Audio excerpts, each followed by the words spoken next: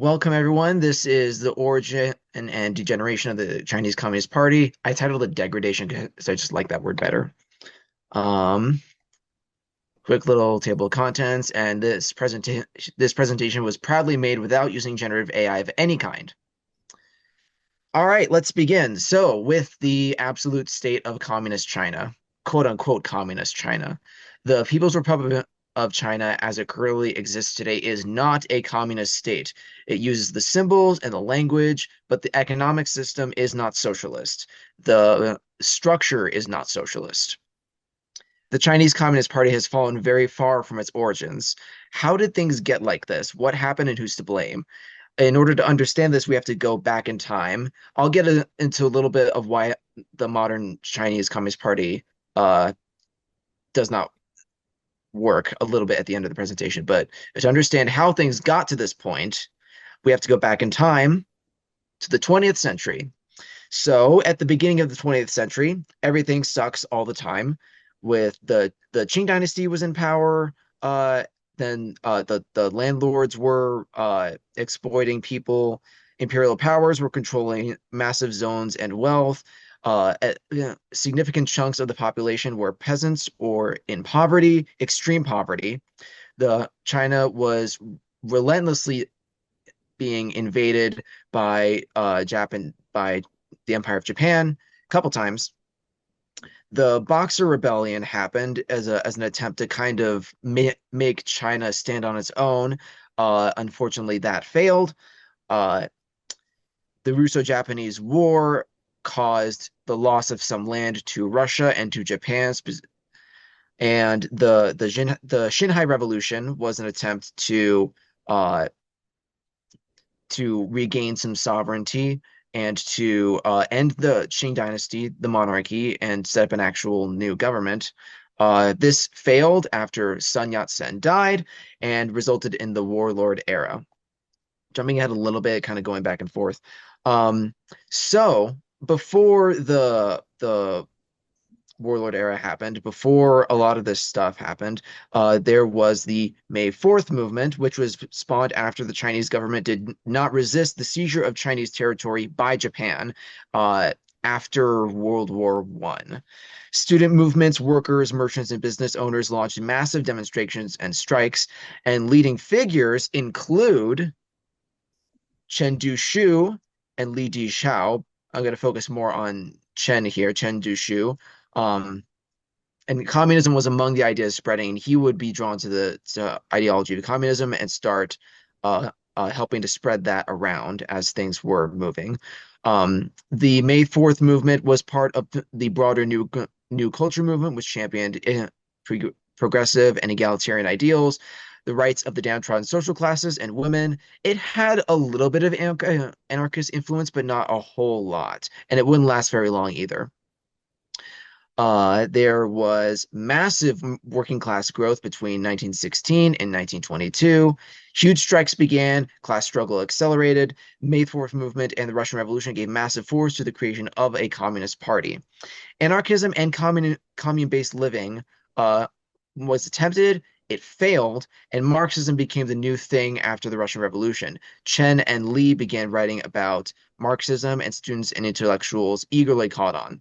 So, focusing in on Chen a little bit, Chen was a major figure in the Republic of China. He would found the Chinese Communist Party. Again, jumping ahead a little bit. He was not convinced that allying with the Kuomintang or the KMT would benefit the Chinese Communist Party and was later proven right. Again, we'll get ahead to that a little later. He and Mao Zedong were once friends and comrades, but disagreements about party policy and decision making, as well as their ideological differences, as well as numerous other things that I once again will elaborate on a little later, would result in Chen's forced expulsion from the party later on. He would align with Leon Trotsky and shared a lot of his perspectives on the Comintern, communism, and revolution as a whole. So, there was a bit of Comintern influence. Agents were sent to establish a branch in China alongside Chen and Li. Education was vital to the growth of the new movement, as many new people were joining. And as this is going on, as the CCP developed, Mao Zedong would eventually form form a communist group in Hunan, which would eventually unite with the Chinese Communist Party that Chen and Li had founded, along with the Comintern.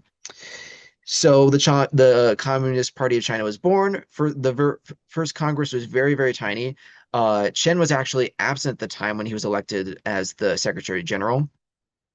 But later on, they declared sympathies with the Comintern. And of course, the CCP is still in development. There was a lot of conflict over party direction. There were 195 members in 1922, and they were overwhelmingly students and intellectuals who were having open debates, developing their policy, developing their theory, things like that. And what's interesting to note here is that Russia and China were very similar, but very different.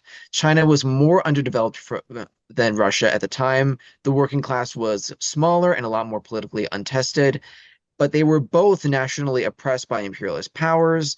And the Chinese bourgeoisie was similar to the Russian bourgeoisie before 1917. They had a lot in common. For another significant difference, though, the Chinese peasants cared more about land than the idea of a nation. They wanted land to till, and this was a demand that the capitalists, the Chinese bourgeoisie, and the imperialist bourgeoisie did not like. The capitalists could not call on them because of their differing class priorities, and this was the same with the workers too, who wanted just rights, and independence and stuff like that. Uh, Only the working class can destroy the old capitalist power and give peasants their demands. And they needed to ally and they needed to lead a revolution. The Chinese Communist Party had to basically build this entire movement from the ground up. There was no tradition of Marxist movements to rely on like in Russia. It was all from the ground up, basically. So I need to, yeah. Um, So the militancy of the workers and the peasants grows to the 1920s. The Shanghai Revolution happens in 1925, 1927. Trotsky commends this in a statement in a letter he wrote, I think. There were massive marches and firm demands by workers which the nationalist movement at the time cannot deal with. Chinese capitalists also cannot deal with these commands, as mentioned. And this was a critical moment for the communists. The masses demanded change that other factions and the nationalist Kuomintang could not enact. But the Comintern, who was now being led by Stalin at the time, advises the Chinese Communist Party to join with the nationalist Kuomintang, saying, quote, "The time is not ripe for socialism in China yet." CCP leaders, including Chen Duxiu, protested this, but the party eventually capitulated and joined with the KMT, which tied their hands behind their back at an extremely critical moment, because there were massive revolutionary movements happening. There were strikes, union membership spiked. There was a huge uprising in Guangdong, but the KMT was extremely hostile to these actions, violently suppressing them. Chiang Kai-shek, leader of the KMT, arrests CCP leaders, halts revolutionary movement, crushes unions and strikes. This is the biggest red flag imaginable, and a lot of the communists wanted to break away. But Stalin advised once again that the CCP do not break with the KMT and to not do any revolutionary actions, and pushing back against the desire to leave. The Comintern gave resources and money to the KMT while basically ignoring the CCP and stifling growth and opposition. Stalin's socialism in one country model dictated that the interests of Russia would mean that they could not have a true revolutionary socialist movement in China. It would threaten Stalin's national interests, and those national interests comes first. And Stalin does not want to fight against world capitalism.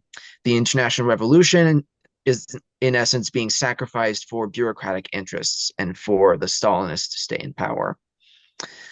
Back in China, the Northern Expedition, the Northern Expedition marches to unify all of China. The KMT and Chiang are in full control, suppressing communist revolts.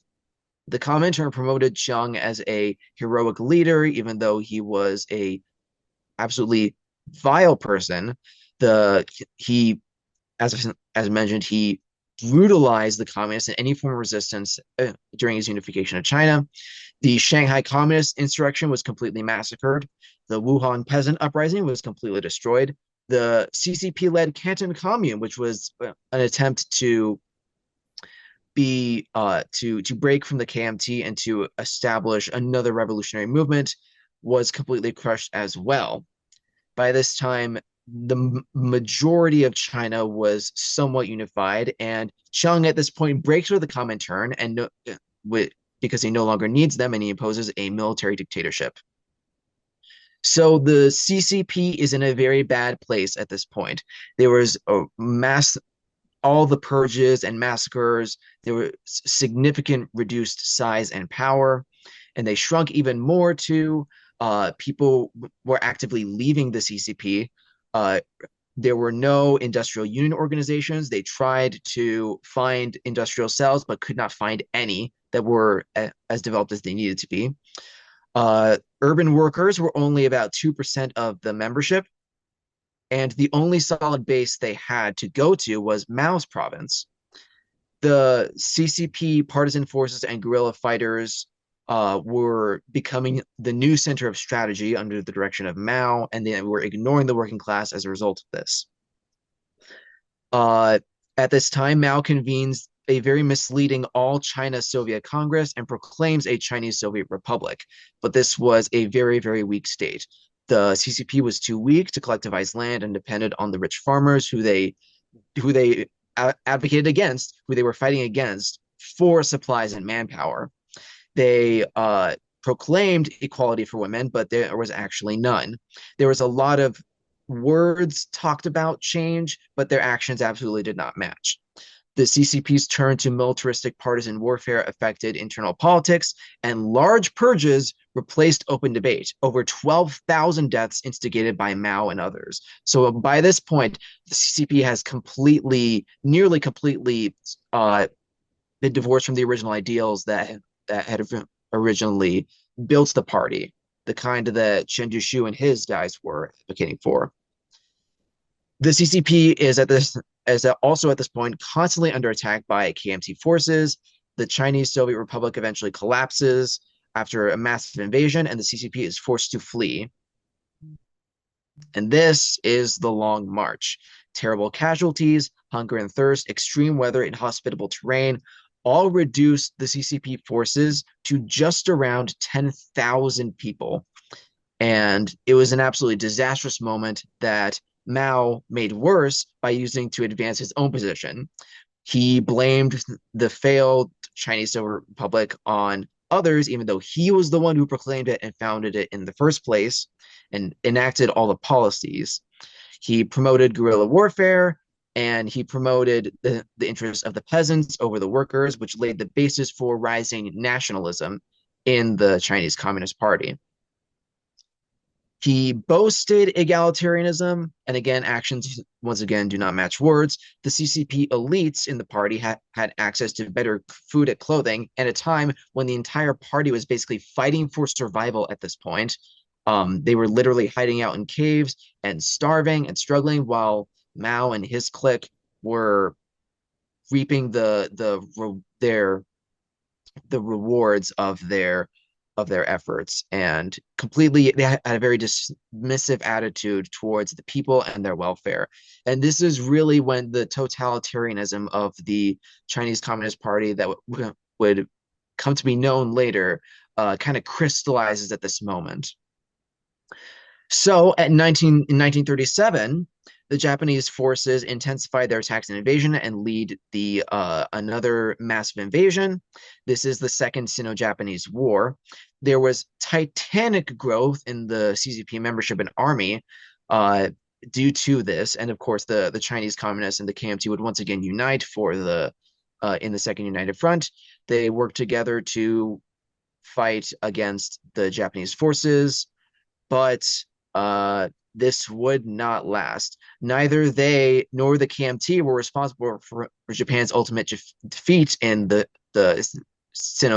Second Sino-Japanese War and World War II. That was the USSR invasion of Manchuria and the atomic bombings of Hiroshima and Nagasaki by the USA. So if I remember correctly, the Chinese, the United Front proclaimed that they were the ones who defeated the Japanese, but it was actually not them. And by this point, the battle between the KMT and the CCP for dominance of China resumes. Neither Chiang nor Mao wanted to share power, even though the USA and the USSR tried to kind of force them to work together and to try to force them into some kind of unified government, which was something that the USSR actually vocally advocated for at one point. The Comintern did. Um, and Mao and Chiang kind of acted diplomatically towards each other, but internally they were preparing for resuming of war. And in June 1946, hostilities do indeed resume, and full-on warfare ensues instead of the previous guerrilla conflicts that the CCP had launched against the KMT and the other factions during the Warlord Era. And critically, this is the moment when things start to turn around for the CCP.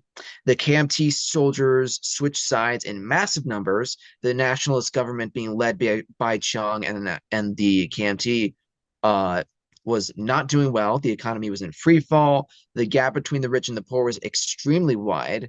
The nationalist middle class was the basis for the nationalist government for the Republic of China was ruined by inflation, and Chiang's crackdowns only served to create more CCP defectors and soldiers and members and army men. So the KMT is pretty much doomed by this point. The war eventually ends with the CCP seizing many cities, including Nanjing. It's over by the KMT for this point, and tens of thousands flee the country for Taiwan. Chiang Kai-shek declares a Republic of China in Taiwan. He dies. Mao presides over a massive rally in Tiananmen Square and declares officially a new People's Republic of China. There is no mention of socialism, socialist policies, anything like that. So things start to change, but not really. Some people believe that China is socialist or advancing towards socialism. This is not true. Some people believe that China was socialist but turned towards capitalism. This is also not true. China has never been socialist. The working class does not have power there. In 1949, the CCP membership was roughly 4.5 million. 72% of the members were peasants or poorer. Only 25% were rich peasants and urban middle class. And only 2% were urban workers, urban working class. The CCP was primarily a rural party with few urban workers. There was absolutely no relationship to the working class, and yet Mao had the party kind of stand in for it, as to say, to basically say that the party is what the working class. I don't think I worded that right. But Mao had the party stand in for it basically, and this is not Marxism. This is a totalitarian seizure of power. As mentioned before, I think I mentioned before, the CCP did not want to lead workers to power, and so the change between regimes was virtually unnoticeable. The status quo is maintained. The CCP shut down strikes, ignored worker demands, recruited KMT people into their ranks. Foreign businessmen stayed to gain capital. Genuine Soviets were banned. Only the party rules by this point. Unlike the Russian Revolution, there was no open debates, there was no relationship with the working class, just dominance. Mao Zedong thought was a flexible, contradictory ideology made to suit the needs of Mao and the party at any given moment. There was a cult of personality formed around him. His writings, like the Little Red Book, were revered as sacred texts.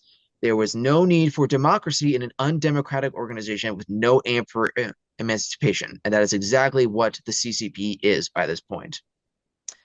So once again, we see Trotsky being right all along. The Chinese Revolution did not represent the working class or class struggle. The bourgeois KMT failed to carry through basic national tasks. The peasants proved incapable of doing revolutionary work. Trotsky believed that where both the peasants and the bourgeoisie fail to lead, the proletariat, the working class, can lead a genuine revolutionary struggle for liberation. Unfortunately, the working class did not play a significant role in the Chinese Revolution, dooming this revolution to what it is now. And of course, history does not stop. China needs a new class to emerge to survive. And this class was the middle class intelligentsia from the cities. Eager to impose themselves into power, they corrupted a revolutionary movement and made it nationalist. And this demonstrates the role of urban intelligentsia in countries like China, dominated by a corrupt ruling class or weak colonial power. Their wealth and access to education and travel creates a sense of superior status.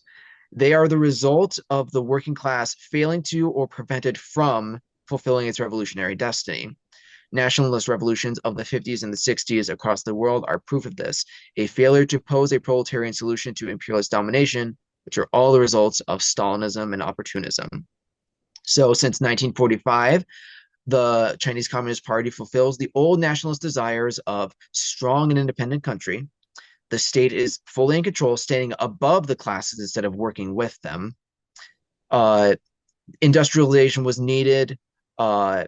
Later collectivization of land. This was the Cultural Revolution and the Great Leap Forward, of course, which all resulted in massive famines and death. This would eventually change as China slowly transitions to a state capitalist model. China inserted itself into international circuits of capital accumulation to attract foreign capital and knowledge. The state-owned enterprises are also focusing on capital accumulation, and shockingly, the leaders, these business people, the leaders of these enterprises, are part of the CCP today as well, who can be eliminated if necessary, which has happened. You often see, articles about, oh, China removes another billionaire from power, but if it's really a socialist country, why would it have billionaires? And then there's their foreign policy, which claims to be anti-imperialist and supporter of national liberation struggles. Once again, the actions do not match their words. Following the Sino-Soviet split, China actually tried to undermine Russia, supporting reactionary Western-backed despotic regimes. And as we've seen with efforts like the Belt and Road Initiative and many other policies, China is itself an imperialist power that uses imperialist methods to enact imperialist policies. Whole discussion to be had about China as a whole on the modern day. The end of the story is that China is not communist. It has never been communist. The working class is not in power. They have yet to seize power. And I wanted to end this presentation by kind of going into more about Chen Duxiu himself, and what he was doing as all this was going on. In 1929, so kind of going back a little bit, in 1929, Chen was officially expelled from the party it helped to found after he repeatedly made efforts to break the CCP from the KMT when Stalin was forcing them to unite. He aligned with Leon Trotsky, and the two had a very fascinating relationship. Chen and Trotsky wrote to each other. Chen became a Trotskyist and continued to oppose Mao when he was in power. When he was living in the Shanghai International Settlement, Chen was arrested and spent a few years in prison. He was originally sentenced for 15 years, but was released when the Second Sino-Japanese War began. Though he survived through the 1930s, he was unable to regain the position he once held in the party due to a lack of support from within the party and the ascendancy of Mao. He was offered a position in the KMT, but he vehemently refused this, saying, and I quote, Chiang Kai-shek killed my comrades, he killed my sons, he and I are totally irreconcilable. He would attempt to rejoin the Chinese Communist Party again, but Mao said this would only be possible if he renounced Trotskyism, and Chen refused to do this. And he made no more attempts to rejoin. His last years were a lot quieter. Kind of seems like he kind of had a mental break and didn't and it had some contradictory writings and last thoughts, but he eventually died in 1942. After his death, he was vilified by the People's Republic of China and labeled as an example of those who deviate from the party line. He was decried as a traitor, a rightist, a counter-revolutionary, anti-Soviet, anti-Comintern, etc. The tragic irony in all of this is that uh, Chen Duxiu fought to make China a socialist country and to lead a genuine proletarian revolution, but the party he founded would eventually be corrupted and forced him out. So, in conclusion, Chen Duxiu is based, Mao Zedong cringe.